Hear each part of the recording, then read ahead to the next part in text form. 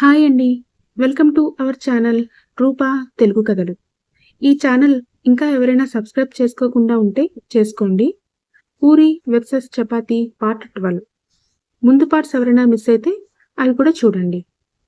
Principal పిలుస్తున్నారని Puri, Madhu principal రూమ్‌కి వెళ్తారు. మే ఐ కమిన్ సార్ అని అడుగుతారు. యెస్ అని చెప్పి ప్రిన్సిపాల్ వాళ్ళిద్దరిని లోపలికి పిలుస్తారు. అప్పటి వరకు ఏవో పేపర్లు చూస్తున్న ఆయన వీళ్ళు రాగానే చేస్తున్న పని ఆపేసి వీళ్ళనే సీరియస్గా చూస్తూ ఉంటారు. మధు మామూలుగానే ఉన్నా ఊరి మాత్రం మళ్ళీ ఏమైందో అని టెన్షన్ పడుతూ ఉంటుంది. కారణం ఆ రోజు మణి ర్యాగింగ్ తననే చేస్తే ఆపింది మధు. ఇప్పుడు మణి హయ్యర్ రికమెండేషన్ వల్ల తనని ఏమనకుండా వీళ్ళకి ఇప్పుడు పనిష్మెంట్ ఇస్తారేమో అని ఆమె భయం. ప్రిన్సిపాల్ సార్, మీరు ఈరోజు నోటీస్ బోర్డ్ చూసారా అని అడుగుతారు. మేము ఇప్పుడే వచ్చాం సార్, ఇంకా చూడలేదు అని ఇద్దరు ఒకేసారి చెప్తారు. సరే అని చెప్పి ప్యూన్ని పిలిచి నోటీస్ బోర్డులో ఉంది కదా, దాన్ని పట్టుకునిరా అని చెప్తారు. ప్యూన్ తీసుకొచ్చి ప్రిన్సిపల్ సార్కి ఇస్తాడు. ఆయన అది మధుకి ఇస్తాడు. మధు చూసి కొంచెం షాక్ అయ్యి మళ్ళీ ప్రిన్సిపాల్ వైపు చూస్తాడు. ఏంటిది మధు అని ప్రిన్సిపాల్ సార్ అడుగుతారు. సార్, ఇందులో ఏముంది అని అడుగుతాడు మధు. అదేంటి అలా అంటావు? మీ ఇద్దరు బైక్ మీద అలా వెళ్ళడం తప్పు కదా. పైగా ఆ ఫోటో తీసినవాడు దాని మీద ఏం రాశాడో చూసావు కదా. ఊరికి టెన్షన్ పెరిగిపోతూ ఉంటుంది ఆ ఫోటోలో చూడాలని అనిపించి. మధు చేతిలో నుండి మెల్లిగా ఆ ఫోటో తీసుకుంటుంది. ప్రిన్సిపాల్ సార్, పూర్ణిమ, నేను ఇక్కడ చెబుతూనే ఉన్నాను, మళ్ళీ నువ్వు అలా బిహేవ్ చేస్తావేంటి అని అడుగుతారు గంభీరంగా. పూరి అలా అరిచేసరికి చాలా భయపడిపోతుంది. మధు, సార్, ఎందుకు మీరు అంతలా రియాక్ట్ అవుతున్నారు? ఎవరో పని పాట లేని వాళ్ళు మమ్మల్ని కావాలని ఏడిపించాలి అనుకునేవాళ్ళు అలా ప్రపంచాన్ని మర్చిపోయి హాయిగా విహరిస్తున్న ప్రేమ పక్షులు అని రాశారు. దానికి మనం ఎందుకు ఫీల్ అవ్వాలి? అసలు ఇందులో మేం చేసిన తప్పేంటో చెప్పండి అని గట్టిగా అడుగుతాడు. సరే, నేను ఒకే ఒక క్వశ్చన్ అడుగుతాను, దానికి నువ్వు సమాధానం చెప్పు. ఆ అమ్మాయి నీ బైక్ మీద ఎందుకు ఎక్కింది అని అడుగుతారు ప్రిన్సిపాల్. ఎందుకంటే ఆ అమ్మాయి నా మరదలు కాబట్టి. మేమిద్దరం పక్కపక్కన ఇళ్లలోనే ఉంటున్నాము. ఇంకా చెప్పాలి అంటే మా ఇద్దరిది ఒకే ఇల్లు అంటాడు మధు. అలా చెప్పగానే ప్రిన్సిపల్ సార్ షాక్ అయ్యి, మీరు చెప్పింది నిజమేనా? నేను మీ పేరెంట్స్ని పిలిపిస్తాను. తర్వాత ఇది అబద్ధం అని చెప్తే మీ ఇద్దరిని డిటెంట్ చేస్తాను అంటారు. అలాగే, పిలిపించండి అంటాడు. సరే, మీ పేరెంట్స్ వచ్చాక మిమ్మల్ని నేను మళ్ళీ పిలిపిస్తాను. ఇప్పుడు క్లాస్కి వెళ్ళండి అంటారు. ఓకే సార్ అని చెప్పి బయటికి వస్తారు. బయటికి రాగానే పూరి చిన్నగా ఏడవటం మొదలు పెడుతుంది.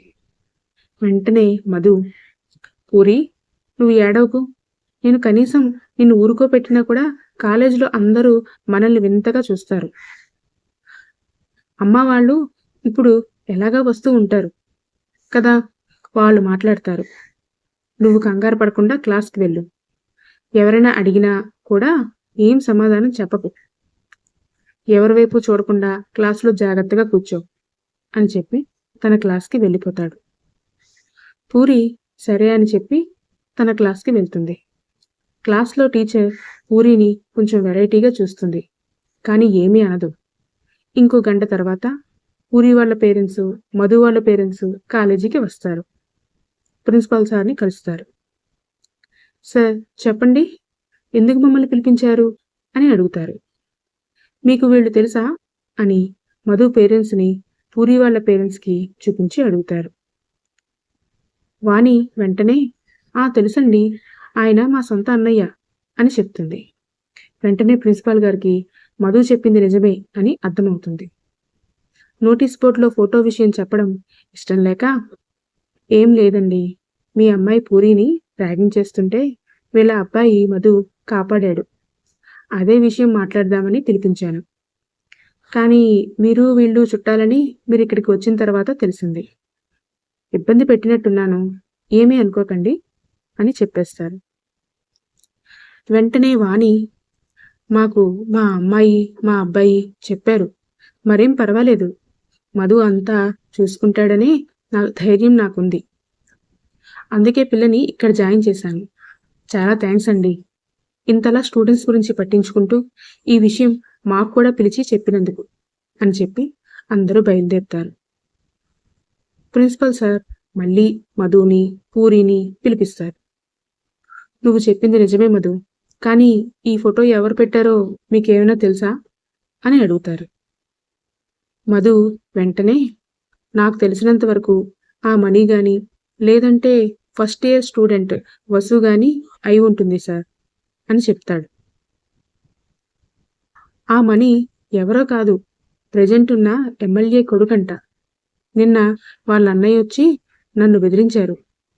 మేనేజ్మెంట్కి చెప్పి వాడి సస్పెన్షన్ లేకుండా చేశారు. ఖచ్చితంగా వాడే ఇలాంటివి చేస్తూ ఉంటాడు. మధ్యలో ఈ వసు అన్న అమ్మాయి ఎవరు అని ప్రిన్సిపల్ సార్ అడుగుతారు. మధు మొత్తం విషయమంతా చెప్పి, వాళ్ళు మమ్మల్ని ఏడిపించాలని అనుకుంటున్నారు సార్ అని చెప్తాడు. ఇప్పుడు కాలేజ్ అంతా మా గురించి చెడుగా మాట్లాడుకోవాలని ఇలా చేశారు. ప్రిన్సిపాల్ గారికి మొత్తం అంతా అర్థమవుతుంది. ఆ మనీ కాలేజీలో ఏం చేసినా సరే నేను పనిష్మెంట్ ఇవ్వగలను. కానీ వాడు ఎమ్మెల్యే కొడుకు. మీరు బయట కూడా జాగ్రత్తగా ఉండాలి. ఇంకా ఆ అమ్మాయి విషయానికి వస్తే తనెవరో నేను కనుక్కుంటాను. మీరు ఇప్పుడు క్లాస్కి వెళ్ళండి అని చెప్తారు. సరే అని ఇద్దరు వెళ్ళిపోతారు. బయటకు వచ్చాక మధు పూరితో, విన్నావుగా ప్రిన్సిపల్ సార్ ఏమన్నారు? ఇవేవి మనసులో పెట్టుకోకు. ఎవరైనా ఏమైనా అన్నా ఏం పెద్దగా పట్టించుకోకు. కానీ ఆ వస్తుతో మాత్రం చాలా జాగ్రత్తగా ఉండు. నాకు తెలిసినంత వరకు ఈ పని చేసింది ఆ వస్తునే అనుకుంటున్నా. ఎందుకంటే ఇలాంటి చిన్న చిన్న పనులు ఆ మనీ చేయడు అని అంటాడు. వసు అసలు ఆడపిల్లేనా బావా? నేను తనని బెస్ట్ ఫ్రెండ్ అనుకున్నాను. కానీ నాకే ఇలా చేస్తుందని అనుకోలేదు అంటూ మళ్ళీ ఏడుస్తూ ఉంటుంది. అబ్బా తింగరదానా, ఇంతసేపు చెప్పింది దీనికోసమే కదా, అయినా మళ్ళీ ఏడుస్తావు? అది కూడా ఆ దొంగమొహం వసు గురించి అంటాడు. వసువుని దొంగమొహం అనగానే ఊరి గట్టిగా నవ్వుతుంది.